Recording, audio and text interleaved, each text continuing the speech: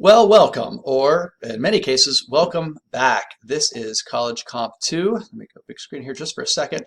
Hello, I'm Steve. Many of you know me, but a handful of you are meeting me for the first time. Oh, lucky you. We're going to have a lot of fun this semester. This is a very fun class to teach, and if my previous students' course evaluations are any indication, a pretty fun class to take. So let me walk you through some preliminary information about College Comp, and maybe we'll get even a little bit into your early assignments. So we are, as instructors in this course, asked, almost required, to develop a overarching theme for the class. That one that will kind of be a through line from beginning to end. Okay, this is a mixed bag, and I can talk about that a little later on, but when you think about it these days, like, what do we all have in common anymore? This is a question I grapple with quite a bit because I want this class to be educational, of course, informative, and I also want you all to perform at a high level. So I do spend a lot of time thinking about the things that we all have in common, things that we can explore as a larger group. And these days, given that there's this, there was this idea of a monoculture that we all sort of watch the same TV shows at night and listen to the same radio stations in the car. As you know, those things, they've gone away if they were ever in your lives, given how young some of you are. And so as a result, I'm left with very few options. One of them, of course, is food. Got to eat. And the other one that I've landed on for this semester and that we'll be working on is personal digital technology. Like apps, cell phones, tablets, consoles, stuff that helps us to live digital lives.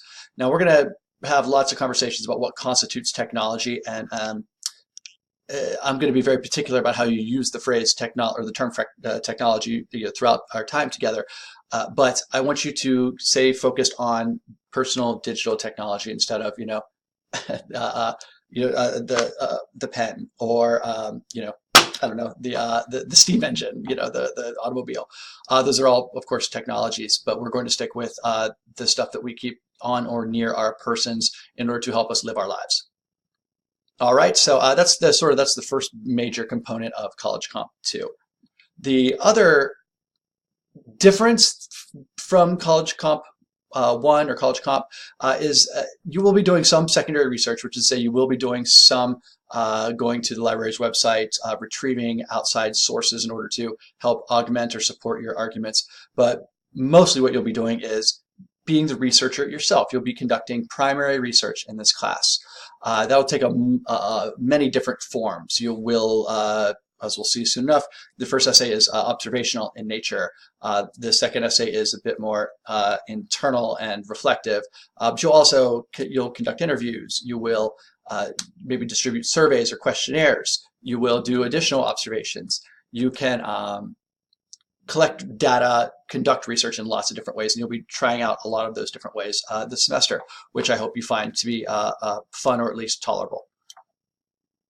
Argumentative is going to be a word that comes up a lot. It doesn't have to during this very first screencast, but your goal is to change minds in this class, is to have a perspective and to invite other people to share that perspective. All right. What else can I tell you before we get too into the high weeds of the class itself?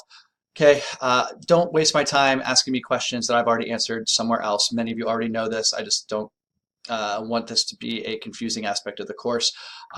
If you're going to email me a question about any sort of course content, it should be prefaced by some sort of statement that says, I've looked everywhere and I cannot find an answer to the following question. That saves me time on my end answering the same email 20 different times when I've already answered it in my teaching materials, and it can also teach you a bit about sort of internalizing that whole personal responsibility thing. All right, so a few important notes to consider this semester. And this is a very important one. This is an online class, of course, and your due dates are mostly Mondays. I teach Tuesdays and Thursdays face-to-face, so I pride myself and I bend over backwards to be available through email as quickly as possible. I realize that when you send me an email, that the answer is going to help you. The more immediately I answer it, the more immediately I can help you, and I understand that and I appreciate that. So I do try to answer emails as quickly as possible. If I'm teaching a class in a classroom, but just by definition, I won't be able to do that as well. So I ask for your patience on Tuesdays and Thursdays, pretty much the whole working day, but in the afternoons, I will try to set aside time to answer your emails from Comp 2. Okay, I can visit you this semester. Many of you already know this, and I'd be happy to do so again. I've had classes who want me to visit early in the semester, middle of the semester, end of the semester. All of them work in their ways. So you want me to come talk to your class about any of these assignments, that's something I'm more than willing to do. I live close enough to all the schools that I'm working with this semester that I will meet with you. In person, I can also, of course, do video conferencing either through Blackboard Connect or through FaceTime, Skype, your favorite video conferencing app. So please, just because this is an online class doesn't mean we can't have sort of personal eye contact related interactions this semester. Those can be especially helpful in certain contexts. Okay, this was a little tougher to talk about, I suppose. You're a Stark State student and an online student, and I'm going to treat you as such. What does that mean in a practical sense? Just because your school has a snow day doesn't mean that I'm going to move any due dates. I'm not going to move any due dates this semester without other extenuating circumstances. They will not be weather-based. So just because your school is closed for a day or 2 days or 3 days, that doesn't mean I'm moving the due dates for any of my stuff because we're online. And one of the implicit or explicit agreements that you undertook when you signed up for this class was that you have outside access to the internet that isn't based on you being inside a high school. Okay, let's see. Your school spring break doesn't matter to me. All that matters to me is Stark State's spring break, and that is March 19th through the 17th, or 9th through the 17th, pardon me. I know a lot of you travel, do trips, have college visits, all of these sorts of other things. They can't affect your work in College Comp 2. Okay, and some of you, maybe this word senioritis is going to be familiar to you. Maybe you're already living it. And some of you are juniors, so even your end of school year ennui, I don't care about any of that stuff. Your work needs to be done, and it needs to be good. All right, so I'm going to keep this going here. You have the full syllabus. I should have clicked on that earlier. This is the pro forma, very long document that you're welcome to read in your own spare time. A little more interesting here is my supplement. Oh, I have it somewhere else. Excuse me. Pardon me. Pardon me. Okay. Let's see. Okay, can be off sharing. Okay, there we go. All right, the basics. Let me move this over. So, have access to technology. This is a college class. Most of you know already what online classes are like. Email etiquette is important. Okay. Take the time to write a professional sounding email to your writing professor. That shouldn't have to be said out loud, but it's my experience that it does. So make sure that if you do email me, that you don't treat it like a text message, to your significant other. Let's see. I have 2 little kids, as I'm sure you'll learn soon enough. That means I pretty much live toddler's hours. I go to bed pretty early and I get up pretty early. So if you send me anything at night, or any sort of a crazy hour on the weekend, I'll get to your email as soon as I can, but it might not be exactly when you want it to be. I respect that we probably live in very different sort of sleep cycles, mainly because you're young and I'm not. So I hope you'll understand that particular aspect. All right, we'll be using Google Drive this semester. That used to be a bit more of a hurdle for students to overcome. That really hasn't been the case lately. Ask around about me. I try to grade stuff as quickly as humanly possible, but the fact of the matter is there are over 100 of you, and there is just the one Steve, for now, at least. I'm watching a movie about cloning, and so maybe no, maybe soon enough. Let's see. So please give me a week to grade your stuff. It will mostly be graded sooner than that, but instead of it sort of hectoring me about your grade, or, how far along am I in grading, just trust me that I'm on that. I want to get your grades back to you as quickly as possible, just as quickly as you want them, for the most case, or in most cases. Due dates and extensions. No, there's no extensions. Don't ask for one. Every now and again, if you do me a favor, I might say, like, here, take an extra 20. Here's an email, that you can cash in for an extra 24 hours extension on an assignment. But you got to be above and beyond on your own in that regard. Is my phone actually ringing? All right. Excuse me. Who leaves their ringer on during a screencast? Nobody I know. Sorry for that. Uh, let's see, very professional. So the essays themselves, you're going to write a few essays. One is going to be an observation that I'm going to talk about in the following screencast. So hopefully you're watching this one first. You're going to observe and write about your observations. The next essay will be a digital detox essay. We'll worry about that when we have to. You're going to write a reflective essay at the end of the semester. Again, the weather will be much nicer. That's actually a pretty nice day today. What is it? It's 57 degrees out in January, so it'll still be nice out when you have to do the reflective essay. We do have a longer research essay.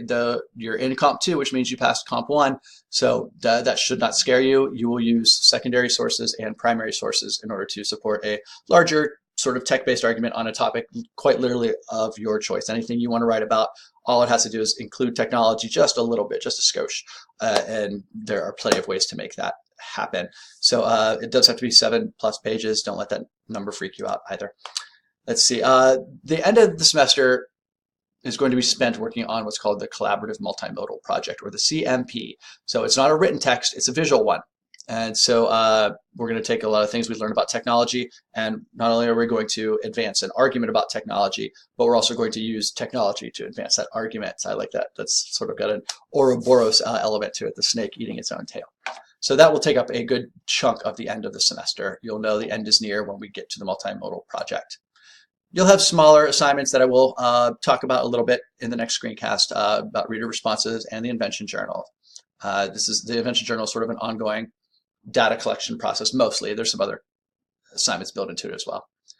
You'll do your typical online student stuff. You'll do peer review. I have a very specific way that I like to conduct peer review that most of you are already are accustomed to, and the rest of you hopefully will be after one essay, after one round of peer review. And then of course you have your discussion forums where you brainstorm or you share topic ideas, and it's the whole post and reply to two peers thing that frankly I'm required to assign. Let's see. Contact me. Oh, it says Angel there. Blackboard. Okay, so again, contact me in a way that's respectful to both of us. Here's another one, maybe. All right, I'm not the biggest fan of Blackboard, as you'll see. You can't turn in late work. I don't know, do we have to talk about online behavior? You're a pretty good bunch, as far as I can tell. Attendance and participation is kind of a thing, so is being a responsible student. Let's see. All right, so just a little bit here towards the end, things that I will do. In exchange, you have to want to get better at writing. How do you succeed in this class? You keep up with the assignments, you keep up with the calendar, you check your email, you manage your time, you turn in work on time, you keep this class in your life. That would be the number one suggestion, is to do the things that show me and and that demonstrate that this class is happening outside of the mod that you're in or your time at school. This class is going to require you to do field work out in the public, and also to do some sort of longitudinal-ish sort of self-studies. So by necessity, this class is going to exist outside of your time at school, and so as long as your work ethic and your habits sort of reflect that, you should be in good shape. As I said, this is a class that a lot of students enjoy and a lot of students tend to succeed at. I'm very much rooting for you to succeed in this class. So all you have to do is let me know how to make that possible. So I always want your emails. I always want you to contact me if there's anything that's confusing to you about anything you see or read. And all I ask is that you make sure that that information is not available anywhere else. You're doing that, you're going to be cool by me, and hopefully I will be cool by you. So here's to an awesome semester, and I'm really looking forward to working with you.